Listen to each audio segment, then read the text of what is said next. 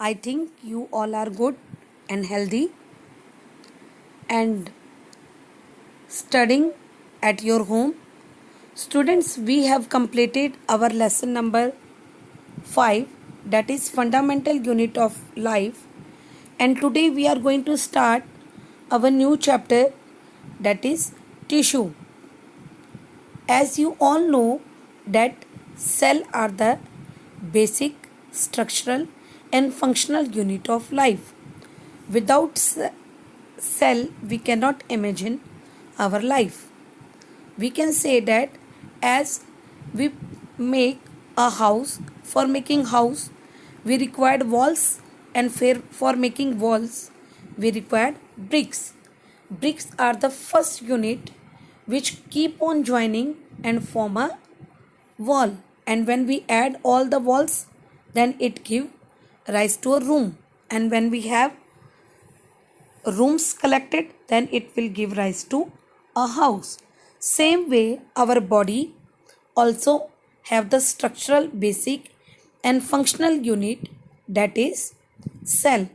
We all know that all the living organisms are made up of cell, and in previous chapter we have studied that there are two different type of cell. First are unicellular organisms and another one is multicellular organisms. The unicellular organisms are the also called single celled organisms, means the organism which is made up of only one type of cells. They are called single celled organism. For example, amoeba, paramecium, all such type of organisms are kept in the category of unicellular organism. As you all know, if it contain only one type of cell, then all the functions of that particular cell are performed by that particular cell only. For example, intake of food and gaseous exchange and excretion. As we have known that amoeba has irregular body, and whenever it required the food to be get inside the body, then you know that it form a pseudopodia. What is pseudopodia? Pseudo means fault and podia means feet. False feet were made by amoeba for engulfing the food inside the body. Another type of organisms are called multicellular organisms.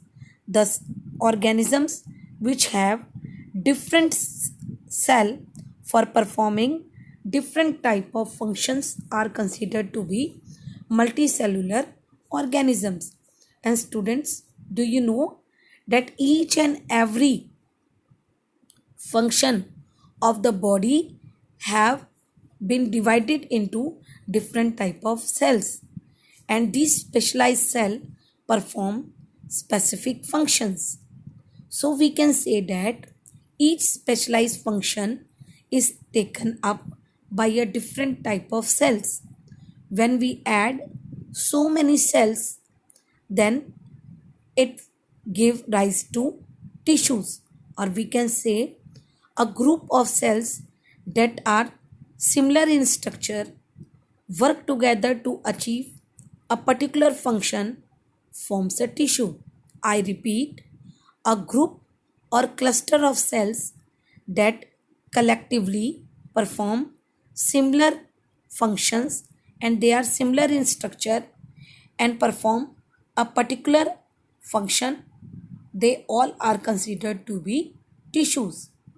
Okay, so we can say that every function of our body is having been divided by different type of cells, and when these cells are collectively perform a function, they are called tissues.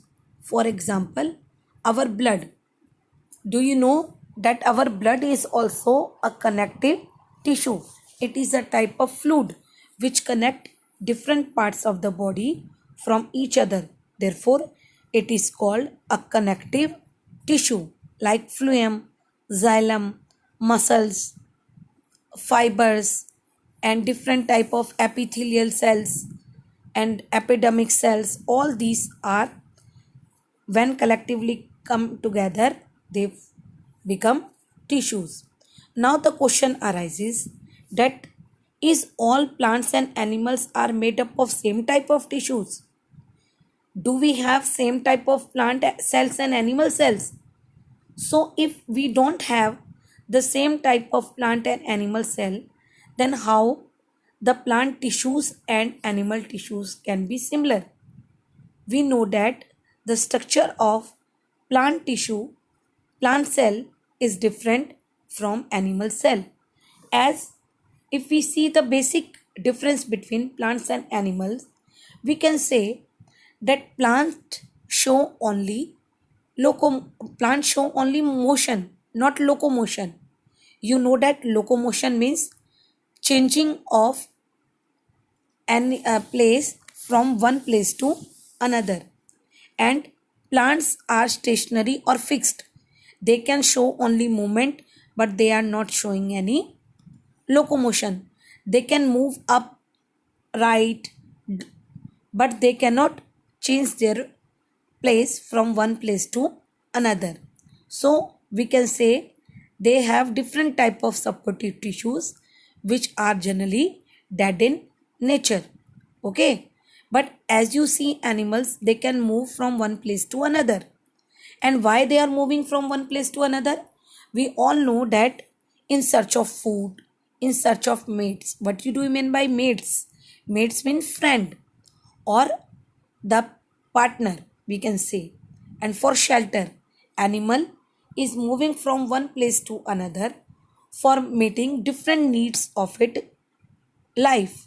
So it required more energy as compared to plant, or we can say they have mostly all the tissues alive. If we compare plant and animal cell, plant have more dead cells as compared to animal. So we can say that there are many difference between plants and animal. If we consider the growth, then growth are also different. The plants show irregular growth from each and every part of the body, and throughout the life they show growth.